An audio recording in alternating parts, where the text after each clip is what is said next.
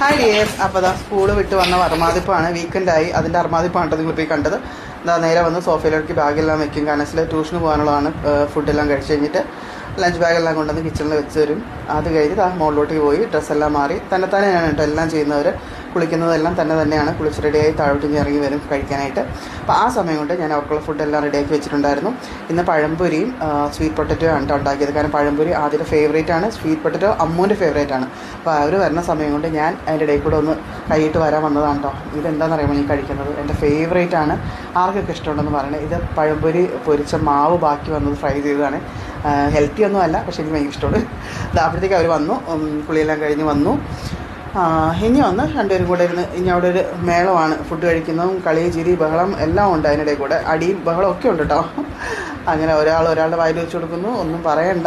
ഈ സ്നേഹമൊക്കെ കുറച്ച് കഴിയുമ്പോഴേക്കും പിന്നെ ഇവിടെ അടിയായിട്ട് മാറും. അങ്ങനെ എന്താ പറയുക, ഈ സ്വീറ്റ് പൊട്ടറ്റോയുടെ കൂടെ നിങ്ങൾ കണ്ട ചമ്മന്തിയില്ല, അത് കാണുമ്പോൾ ഭയങ്കര എരിവായിട്ട് നിങ്ങൾക്ക് ഫീൽ ചെയ്യും. ഞാൻ മറ്റേ കാശ്മീരി മുളക് പൊടി ഇട്ടിരിക്കുന്ന കാരണം അങ്ങനെ എരിവൊന്നുമില്ല.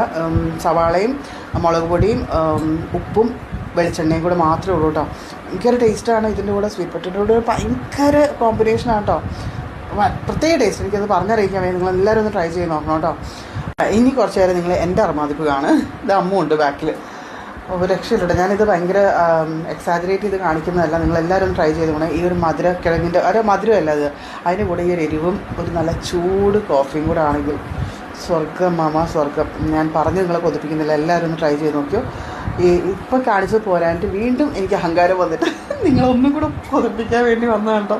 കാരണം അത്ര ടേസ്റ്റാണ്. ഞാൻ എങ്ങനെ നിങ്ങൾ പറഞ്ഞ് മനസ്സിലാക്കണമെന്ന് അറിയില്ല. എന്തായാലും ഒന്ന് ട്രൈ ചെയ്യും കേട്ടോ.